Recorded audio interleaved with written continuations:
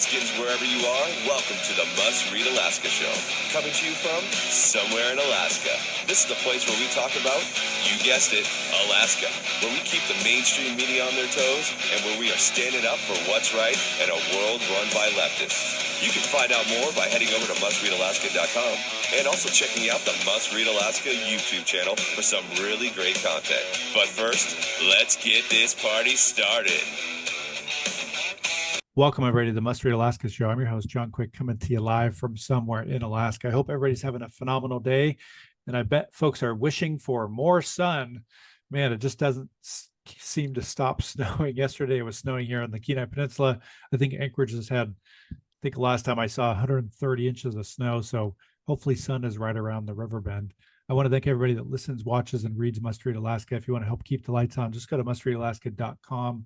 On the little right-hand side there's a button. Click on that. Every $5, $10, $100 helps keep the lights on here at Must Read Alaska. If you want to sponsor the Must Read Alaska Show, just email me, John, John, at mustreadalaska.com, and you can sponsor the show. But without further ado, I have a special guest today, Senator Mike Shower. Welcome back to the Must Read Alaska Show. You've been on several times, and folks really love you. Well, happy to be back. Lots going on as usual. Yeah, really excited you're here. We're going to kind of cover a bunch of different topics. But first, just want to get your take. How's session going? This session, we haven't caught up yet. This session, I think last time we chatted was right before session. So how's it going this session? Give folks a kind of brief 30,000 foot view on how it's been. Well, we will run ourselves out of money in a few short years because we're going back to the ATM, also known as the permanent fund dividend, which we've been doing for years, but that's getting tight. There's not too many years left, especially if we pass more of these bills like defined benefits and higher spending in various departments, education, et cetera, internet, for everybody, et cetera. So the money tree is running out a little bit. That's one. It's kind of funny, Jonathan, because I'm actually having a pretty good session in the sense that I think some folks think they got me by keeping myself kicking me into a minority. Like, oh, we got that guy. Like, this has been the most relaxing session for me ever in 7 years here. I'm like, I'm getting lots of sleep. I'm working out every day. I'm not responsible for any of the insanity coming out of the Senate. That's the 8 Republicans that joined with 9 left-wing Democrats and gave them power. So I don't have to worry about that. I can vote no and just be fine. So it's actually far from being like a gotcha to like, this is like recharging my batteries. It's been great. So I'm like, and they don't know Sun Tzu at all, right? Keep your friends close and enemies closer. If I was dangerous or a problem, last thing you do is turn us loose, right? And give us nothing but time to dig. And anyway, so there's that from my perspective. But there's been a lot of topics, which, this year that's come up, defined benefits, which, like I said, we were talking earlier, hopefully is dead. Because we really, if we're going to do this right, then the younger generation wants defined contribution. They want those 401ks they can take with them. Cash is king. They don't want to be stuck in a defined benefit plan in Alaska for years and years if they decide it doesn't work. So that's one thing. Hopefully that's died and we can improve on the defined contribution plan to make it something that is attractive. You have the internet funding one that turned into a massive omnibus bill for education. That got also involved in the governor's vetoes on it. We had his executive orders and the override vetoes for that. And of course, the budgetary stuff, right? So there's actually quite a bit going on as you expect. And we're coming up the end of the 2-year session. There's also a lot of people that are going to kick and scream and try to twist arms to get their personal bills through, because if they die here in 4 or 5 weeks, then they're dead they got to start over again, right? Because it'd be the next 2-year session. So there's some of that as well. The first year, the bills can slide into the second year, so they don't panic too much. But now people are going to be desperate to get some of that across, which means horse trading. I'll vote for yours if you vote for mine, even though we're not supposed to do that. That certainly happens. And, people's promised their votes in the Senate. There's a binding caucus. So people have promised their votes already to leadership. They're going to get their vote. And so there's just lots of that going on. Some of it's politics as usual and standard, but those are the big things. We can get into details, but that's kind of the initial, F-22, 60,000 foot view instead of 30,000 Nice. view on the F-15 back in the day. I'm going to go there. Well, let's talk about the education bill, because I think a lot of folks heard from, the Democrat side that conservatives don't care about kids, and how dare the conservatives not vote for this bill, or the governor vetoed the bill and all those kinds of things. Talk to me about your perspective on the educational bill and kind of the more from an internet bill to an educational bill to the governor vetoing it to them trying to override the veto. Give us your perspective on how that process was and where do you think it's going? So there's three paths here. We'll try to cover them all. The original SB 140 and what came out as a quick, clean House bill after that whole fiasco and the override, which failed. That was one of the ones that upheld the governor's veto. Look, here's the bottom line for us. Those of us, at least in my particular case, there may be some different nuances.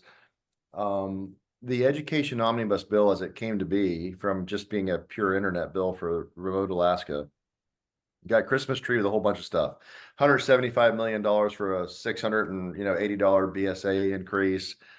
Said some charter school stuff the governor and some of us wanted, had some accountability measures, had some correspondence, had teacher recruitment and retainment bonuses in there, et cetera. And almost all that got stripped out. Some of those people basically stood up on the floor and lied during the debate to override the vetoes. Oh, it has this, that, and the other. It's a compromise. No, it wasn't. Almost everything the governor wanted was stripped out. Anything that the conservatives wanted regarding accountability and more school choice was taken out. But what they got was their BSA increase and some other stuff. And so that's all they cared about was the money. And as I stood up on the floor and debated and told people, I said, I'm not against education spending, obviously. I would argue those that say you don't care about the children, but no, you don't care about the children because you're going to saddle them with debt. They're going to have to solve this problem. I think the ones that say that, oh, if we're not spending more money, you don't care about the children. I'm going to flip that on its head because they don't care because our kids and grandkids are going to deal with the mess we've created today. So that's point number one.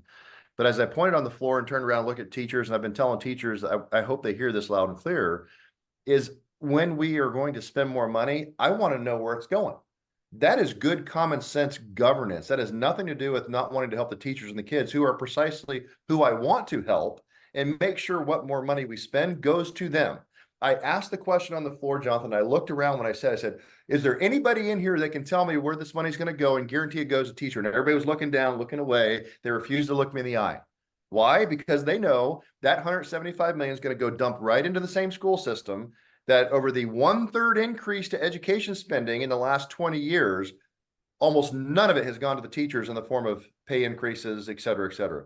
So don't tell me that we're going to increase money with no accountability when I can't guarantee that money's going to go to the teachers. And then, by the way, we're going to have no required metrics coming back, knowing that we're spending tops in the nation for K through 12 education, but we're at the bottom for performance. So I want to see the bang for the buck. Those are simple, common sense things we asked for, Jonathan, to include some more correspondence or homeschooling choices and options for parents to give them more, some more charter school stuff so that parents had options for their kids. Because if it's really for the children, you want kids to have more and better options, right? Well, they strip that away. And then really the one big thing Dunleavy asked for, and they played chicken and he called their bluff, was that he wanted those bonuses for teachers so that we could guarantee, which I was a fan of. That's telling me, oh, that money goes directly to the teachers. That's the frontline troops, right? That's the law enforcement, the first responders, the soldiers, sailors, airmen, and Marine. Those are the ones on the front line. That's the teachers. And that goes directly to them to help recruit them and retain them. Well, I'm good with that. Well, guess what? They stripped that out. And the governor goes, you strip out what I want. You're not giving what you want. I'm vetoing the whole thing. That, in essence, is the battle that came to play. Now, the AFT, NEA, and the other big union, the thugs out there, were going, you guys hate the children. No, we don't. All we asked for is the things we just said to include what the governor asked for, Jonathan, and they stripped it all out. And so that was where my no vote came from against that, and to uphold the governor's veto. So unless we can do better with what we're spending, I'm not just going to throw more money at the problem. You might as well throw it right out the window because there's no guarantee. What's the point? So that was the big part of that battle, and where the conservatives and the Republicans that stuck together to uphold the governor's veto. That's why we did it. Not because we're against education, not because we understand we're going to have to spend more money. We wanted to see how it's going to target it. Last point, and I'll let you counter here or have some other question about this, because I want to see, I know I'm on a roll, right? Here you go. You let Dozer go. Because I want to see targeted spending. Why in the world are we trying to pound a square peg in a round hole? This is no different than DOE in Washington, D.C., telling us what the federal strings are attached, and Alaska is a very unique place, right?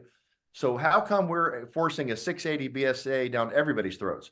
Maybe rural Alaska that has real need for $800 or $900 BSA, which, by the way, has the least number of students, so we wouldn't be spending that much money, but they really need it. Logistics are expensive, food, fuel, etc.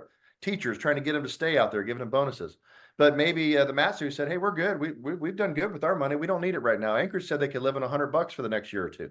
before they need more. Kenai said they didn't need quite as much. So, and by the way, that's where most of our students are, right? Fairbanks to Homer in the road system. We could have lower BSAs for those, and it would cost us less because there's most of the students are there, and we could target individual districts that really need it, but spend less money and get more bang for a buck. Why aren't we doing that? Wouldn't that be good governance with our money to target it to individual districts? But we don't do that. 100%. Everybody needs the money. No, they don't. They said they didn't need it. So we don't do, again, not good governance as elected officials, not spending the taxpayer money wisely. So I'm against it until I see some of that. There you go. What do you think do you think there's a chance that a new bill will be brought forward and talked about, Yes. or we run out of time for the session? Well, we'll see how it ends up, right? Because yes, there is something coming through the House that's got education stuff in it again. But again, you've seen how this battle goes. They could get Christmas tree. They could add all kinds of weird stuff. Who knows? Maybe it's something to make it. Maybe it won't. As I said on the floor, we knew we were going to add one-time again funding. So the exact amount of that BSA increase is in the budget this year, $175 million, 680 BSA is in one time. Yes, I know it's better to do long-term if we could have the appropriate increase, like we said, targeted, et cetera, those other things. So there was stability, but they don't care about stability, Jonathan. They just want the money. I'm talking the administration, the unions and others just want the money. They don't care about accountability. They don't want accountability. So maybe something will pass. I hope it does, but we'll see. It's politics. And then to be clear, the internet bill came back in a House bill very cleanly. I was the only senator to vote against that because it's basically anti-free market, anti-competition, because it's basically directing that we're going to lay fiber optic cable. It takes out low Earth orbit satellites and other things that we could do right now. And it was $40 million a year from Alaskan, from our actual government spending. And then, people say, well, we're going to get $360 million of federal grants for that. So we're $400 million a year on this, but that's free money. That doesn't cost us anything. I'm like, it doesn't. We don't pay taxes It to the always federal costs you government. something. I love this idea here that we get free money from the federal government as if we don't pay taxes and income tax, as if we don't pay property tax, as if we don't pay sales tax, as if we don't pay any taxes already. And every time you buy a gallon of gasoline, you're paying a tax. I mean, so it's like another almost $500 million, and it's going to go to certain people. It's going to go to certain companies. It's limiting competition. I did the math and try to put this out, Jonathan, for the 40 million without the $360 million of free money. That 40 million could buy 67,000 subscriptions of the system of Starlink, and buy 444,000 $90 high-speed internet services so you could fill every house in Alaska, and every person, every adult gets one tomorrow for less money than what we're going to spend billions on to lay fiber optic cable all over the state and tearing up the tundra and the environment and everything else to do it. Holy mackerel. So again, I was a no vote on that one, because it's not, if it was open to all and we looked for the best, cheapest option, I could be okay with that, but that's not what we're doing. We're going to spend tons of money for something that's getting to be old, and it's going to require tearing up the, all kinds of, tundra, other stuff to lay the cable. It's going to take years to do it. And we're not giving it, right. You got in Alaska right now in the bush, you're going to see freaking Starlink dishes all over the place. I've got it at home. Works like a champ. Instead of 180 bucks for cable I was paying, now I'm paying 90 bucks a month, and it's high-speed internet. Well, it took me 10 minutes to hook it up. It was nothing. Anyways. So there's the big battle we had on the omnibus bill that clean one went through, although I voted against it, and I said why. And there is another bill moving through the House. We'll see what happens with that one. So that's kind of the whole education battle in a nutshell. Nice. Well, I think for this year, the governor put a full permanent fund in his budget that he presented. What do you think the chances of folks getting a full permanent fund this cycle is be? We got slim to none, or we got a 50-50 chance? What's your take on it? 0.0 grade point average, Plutowski. You're not going to get anything from that. I would predict the House, using different funding sources, has like a $22-ish $100. So we'll see when they're done with the budget here this week. My guess is the Senate's going to want something like a $1,300 one, because they've got lots of places they got to spend money on the government. So remember, Jonathan, here, the private sector is never mentioned. We don't talk about the private sector. We don't care about the private sector, because that money would go to the private citizens and the private sector, right? We want to spend it all on government. We will take every penny until every penny is gone, on government and government constituencies. That's big unions, that's public sector unions. Don't care about private sector so much, although they get involved in this fight at the high level. They tend to be very left, very Democrat, oriented, big government types. So the bottom line is that your dividend is going to be somewhere between $1,300, $1,600, $1,700 at best, would be my guess.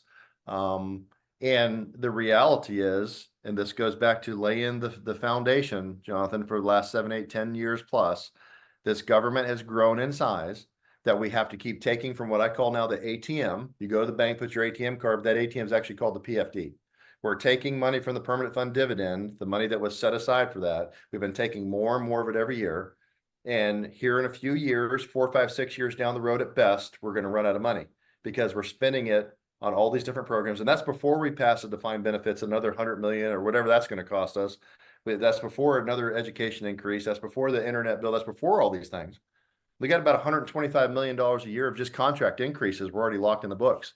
So every 5 years, it's another $500 million plus of spending. We're already well under $1 billion left of all revenue sources coming into the state government before we pay a PFD. So we're under $1 billion left to play with, and $1 billion is like a $1,600, $1,700 PFD for every eligible Alaskan. That's all that's left, and we're already below that. And we're spending another X amount, hundreds of millions every year. See where it's going? This is the math. People don't understand that. The PFD is about to become a dinosaur, extinct, here in a few short years. People say they support it. They don't.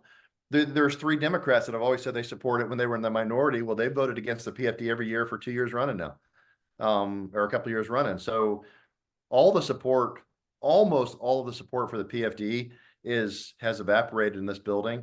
There's even a lot of Republicans, even some that are like left of center Republicans that are like, PFD, it's more important that we spend it on government. So I don't want to be pessimistic about it, but just the math alone pushes you in a direction, Jonathan. There's not going to be anything left without a couple things, right? To pay us, and I hate it because the narrative was false. It's been a lie all along, but they've set us up so this is now the reality of the math. If we paid a statutory PFD, the only way we're going to do it is to draw money from savings, which long-term isn't a smart move, right? Or tax, right? And to do the sales tax and income tax or something to be able to then pay the dividend, or chop spending. What do you think the options are right now of chopping spending in this legislature? Zero again. Not going to happen.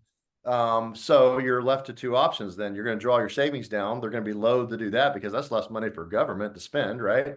So that's not really an option. And, there's enough of us, including the governor, that aren't a fan of any taxes to keep funding the party here with the big government.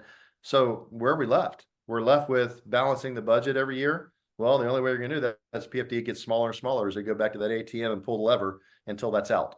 So it's the end is near on this because we're going to hit the wall before too long. And people go, well, what about the Willow project that Biden nearly shut down and we got a little bit coming? Remember, most of that is going to be tax write-offs and other stuff. We're not going to get a lot of money from that extra couple 100,000 barrels for a while. I think I heard projections like 2030, 2032 maybe before we start seeing anything from that. That we're going to hit the wall long before then. And all of this being said, Jonathan, is before the assumptions that the oil price stays at a certain level, that the stock market continues to perform, right? And we don't have another hit to tourism like we had in COVID where we lost all 3. If any of those factors fall out, we are instantly at that wall already because there's that much less money to spend. We have set ourselves up to fail. We have set our children up to fail. And the old guard and long-term legislators are part of that problem that have done that to us and put us here in this place, Jonathan. We have solutions. We have the ability to solve it now before it's too late, and they refuse to move. The whole body refuses to move on solving things like a comprehensive fiscal policy that we have in place. It could go tomorrow. They won't do it. So the people to be blamed are sitting inside that building right now, Jonathan, and they will not solve the problem before it's too late. And most of them will be gone. When the problem really comes up, they'll pray, oh, I'm out of here. They'll be gone. And they'll leave that in somebody else's lap, which is very frustrating for me because we could solve it and we should. Yeah, I think one of the things that is frustrating for just normal everyday folks that I hear from, at least that's all I can speak to, is, you'll get people in the House or even assembly member people or city council people or state senators run on, cutting the budget or fiscal restraints, and then they get elected and there's never any cutting that takes place. Why do you think that happens? Is is is it a number of different factors? Is it because people go to Juneau and they can't really, their person that elected them can't drive down to the Capitol and keep them accountable? There just doesn't seem to be much cutting ever happening. What's your take on that? It's definitely multiple things. You could talk about some of it. I mean, what happened when the governor had some cuts to spending back in 2019? Oh, even most of the Republicans lost their minds on that one. We barely held on to any of those, and they pretty much reversed them all with overrides the very next January after the cuts in 2019. So you have people. I heard one long-term legislator tell me years ago, like, well, Mike, if you don't have a constituency if you don't spend government money, meaning unions and others that aren't going to vote for you if you don't spend money for them, right? So it's a combination of things. You have, in my opinion, a very weak Republican Party that doesn't hold Republicans accountable to the principle and the platform of smaller government, controlling spending, et cetera. And Republicans come down here and join with Democrats and throw power to Democrats, and the Republican Party says and does nothing. And I hear them complain, oh, we can't get much donations. Nobody wants to give money to the Republican Party. I'm like, you think? Because you don't do anything. You let Republicans campaign as Republicans and take your money and get elected, and then go down to Juneau and give power to Democrats and act like Democrats and spend more money. And well, duh. No, the Republican Party is going to continue to shrink and lose power in Alaska because the Republican Party itself won't show any spine and stand up. We just need to get Republicans elected. What good is that if they come down here and do what they do and give power to Democrats repeatedly? So that is another reason why. But like I said, it's not one factor as to why they do that. And frankly, the old story of the frog and the scorpion, across the river, where the scorpion's like, hey, give me a ride. Trust me, I won't sting you. They get halfway across, stings the frog. They both drown. The frog goes, why did you sting me? It's like, well, I'm a scorpion. You're really going to blame the legislators for what they're doing and spending more money and passing bills and getting away with it when the people keep sending the same ones back? Whose fault is that? I can't blame the scorpion for being a scorpion, Jonathan. I meant to blame the people. If you keep sending back the same people, don't get mad that they're taking your dividend or increasing spending on government or going to cause taxes here soon to take more money out of your wallet or won't give you school choice or et cetera, et cetera. If you keep sending the same people back that are the ones joining with Democrats or executing those policies, that's on you. What else can I say? There's nothing else I can do. I'm 1 out of 60. I have very little power. Now I'm in a minority of 3, right? Not because, and I got to keep saying this because this rumor keeps floating around like Shelley Hughes, oh, you guys are working with the FBI. No, we weren't. We were interviewed because there was a bribery scandal going on like many legislators were. I happen to know there was a legislator that was working with the FBI because I got tired of hearing about it. So I asked. That one's currently in the majority in the Senate, but it certainly wasn't Hughes and I. But if you can't kill the message, Jonathan, you do what? You kill the messenger. So the reason that Hughes, Myers, and I are not in the majority right now is because we all 3 refused to join a binding caucus. We don't believe it is ethical or legal for us to promise our vote for 2 years because you're not ever supposed to promise your vote. So things like the binding caucus and the power structure is another reason why things are happening the way they are, because legislators come down here and go, well, I got to get a gavel. I got to get a chairmanship. I have to be in the majority or I can't make a difference. And so they basically sell a little bit of their soul to that binding caucus. That's another thing. So there's a bunch of reasons why, but they all collectively, and it's different, right? Every reason is not the same for every legislator, right? Why does some hate the dividend so much? Some because they don't want to ever be taxed. Some because they want to give it all to government. Some because they think it's a free giveaway and all of our money is going to go to the federal government via taxes, Amazon, and Alaska Airlines. I saw that right out of one of the current senator's newsletter. Oh, that money just goes out to Amazon and Alaska Airlines, as if people being able to buy plane tickets to Hawaii in the wintertime to give their family some sun is a bad thing, right? It just the disdain for the PFD and the different reasons are many, but it's there and it's real. So long answer to your short question is there are a lot of reasons, but it's not, again, it goes back to the people. If they keep electing the same people, nothing's going to change. It won't. So you posted something interesting recently, which I actually read a similar article about NPR. There's an article out, I don't know, I think it was this week, maybe last week, and somebody had done some research on the NPR kind of headquarters in DC and the 30 or so news editors at NPR, like the headquarter building. all of them were registered Democrats. There wasn't a single registered Republican in an editorial role. It's a government funded media source. You had an interesting post recently about it. What's your thoughts on, government funded media that, purports to be unbiased, but is clearly pretty biased? If media that is taking public taxpayer money is going to not be objective and is only going to tell one side of the story, they're only going to suppress conservative ideas and voices and policies and officials, and they're going to suppress bad stuff about the left and those policies and officials, etc., then they should be stripped of public money. Period. There's no question to that, right? So you have to maintain balance if you're going to take public money, because that's what basically the law demands. So if NPR and PBS and others are taking public money and they're all Democrats, and we've shown, and some whistleblowers within those organizations have shown the bias, then the answer to me, the simple answer is they can still do what they do. They just have to do it on their own time. People have a right to spend their own money the way they want to, as far as I'm concerned, but you can't spend my taxpayer money on something that's going to come back and blast me because I'm on the right side of the spectrum and you give a Democrat a pass. No, absolutely not. So the right answer, Jonathan, is you just strip the money. Period.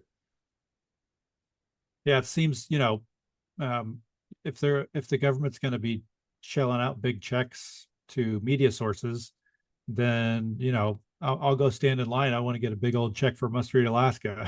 Wouldn't that be nice? Except you are on the right side of the political spectrum, so they're not going to give you the time of day, right? Yeah. And this is the thing where they go, oh, well, it's not really, they're not really biased. Yes, they are.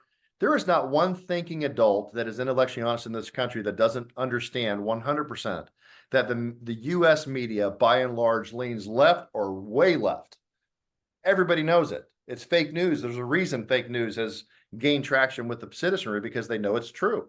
The news is fake in the sense of they censor everything and they only push one narrative, by and large. Yeah, Fox News is not even that really conservative anymore with the takeover with the Suns, but that's like, somebody posted, well, that's a counterbalance to Fox News. I'm like, counterbalance? How can that be? There's 1 against 100. That's not a counterbalance. If it was 49-51, I could say counterbalance. It's not. It's over 90% plus of all major U.S. media is left or way left. That's a counterbalance would be there's only 2, MSNBC and Fox News. Okay, that'd be a counterbalance. But it's also CBS, ABC, NBC, PBS, NPR. Everybody else leans left. We know it. The whistleblowers know it. You can see their content and understand it. So look, if you want to do that and it's publicly funded, go for it, but not, or privately funded, go for it. But if it is publicly funded money, you can't do that. That is not fair or balanced, and 90% of the country is not liberal or progressive or Marxist, communist, socialist, whatever the heck they are. It's not. I would argue probably still a majority of the country is at least centrist, if not slightly right of center on their overall views. When you look at polling data across the country, they are. You might see more on one issue, maybe it's abortion or spending or Ukraine or something. You'll see some variances in there, but by and large, the country's pretty moderate in the sense of politically not polarized far left or far right. But the country still leans a little more right, as pro-America, pro-capitalism, etc. Except who? Our college kids that are coming out of our indoctrination centers that are wildly left, that we all know through whistleblowers and other organizations that pointed that out, including the students. And my youngest son, I brought that up on a recent radio show.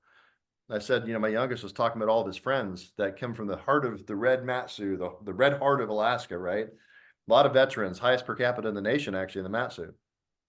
He said, all conservative, pro-America kids, raised with families, conservative when they left and went to high school with them all. They went off to college for a year, came back, flaming liberals, flaming.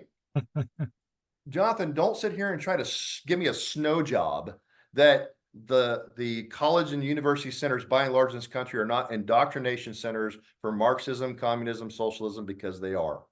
And you can see the proof is in the pudding when the kids come back after going there for 1 year. They've already twisted their young minds.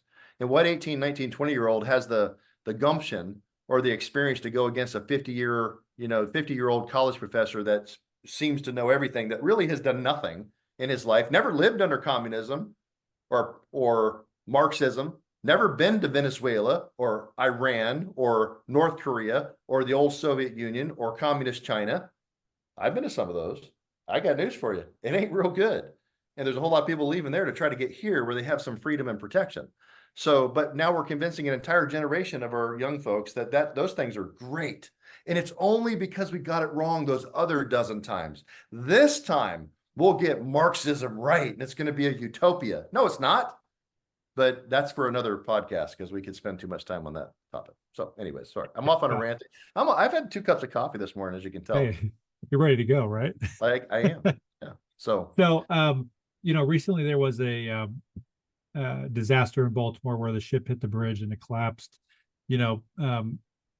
I oftentimes think about how tragic it would be if something similar like that happened to Alaska. We get pretty much all of our food from the lower 48 barged up here.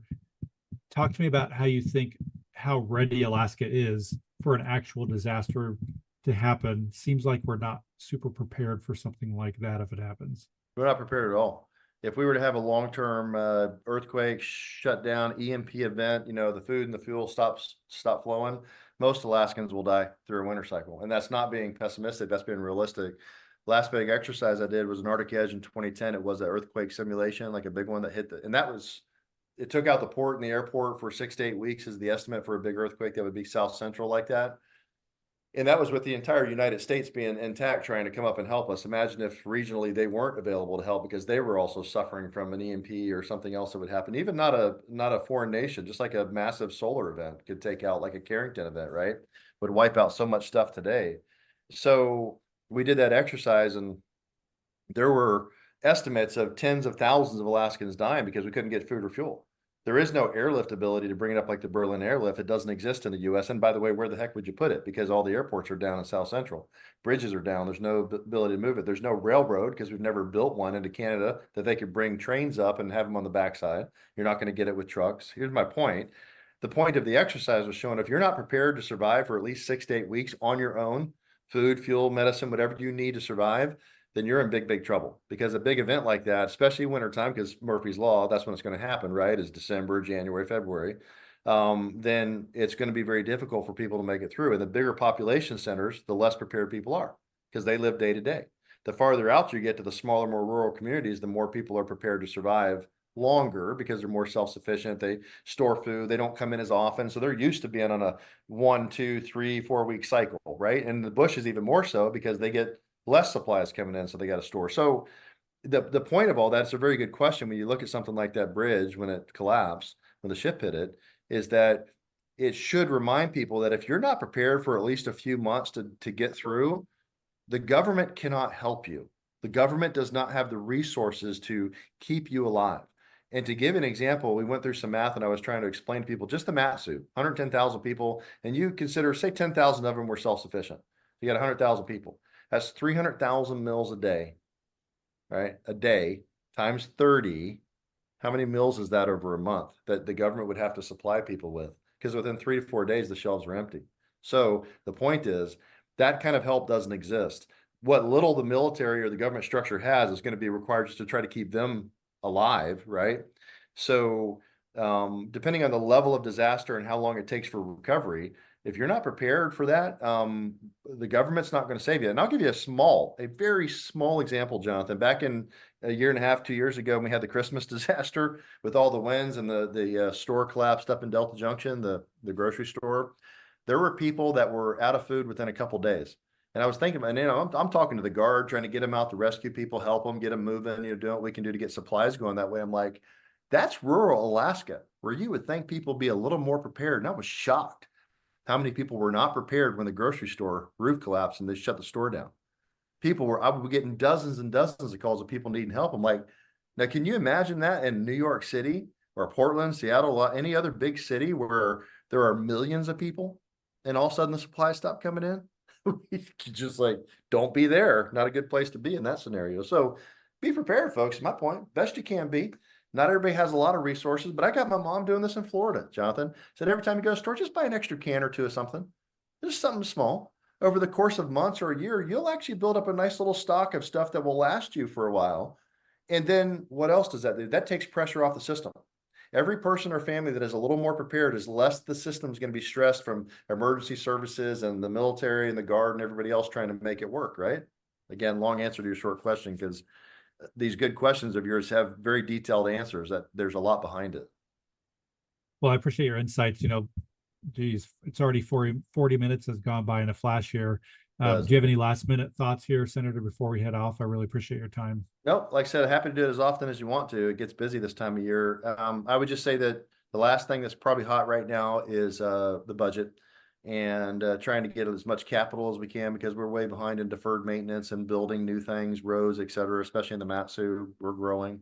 So that's the hot topic now, is going to be the capital budget and the operating budget. PFD, I predict, will be pretty small again. And we're going to, add how much extra, a couple $100 million to the budget. So that's the battle right now that we'll be in for the end of the session. And then this is a big election year, so I don't anticipate us staying past the last day. We'll take it down to the wire as we usually do, because that's a pretty good MO they use to put pressure on people, make them cave.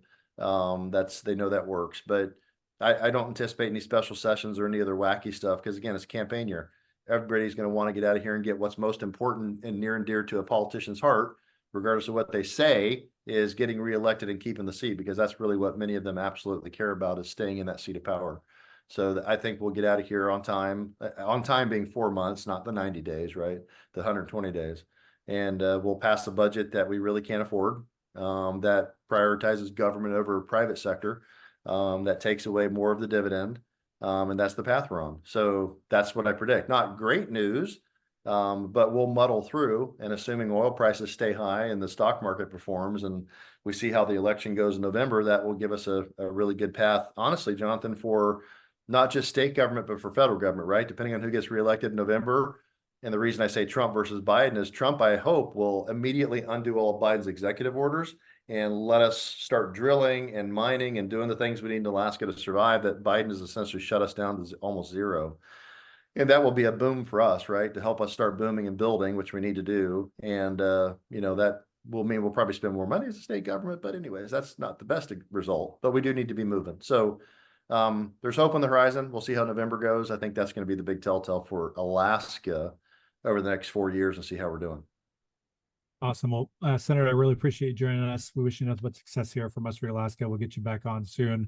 For folks that listen, watch, and read Must Read Alaska, if you want to help keep the lights on, just go to mustreadalaska.com.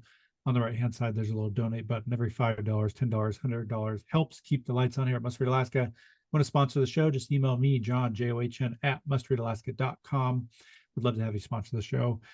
Senator, we hope you have a good day and a good rest of your week. And for everybody else listening out there, we hope you have a phenomenal rest of your week. Until next time, I'm John Quick from somewhere in Alaska. Thanks.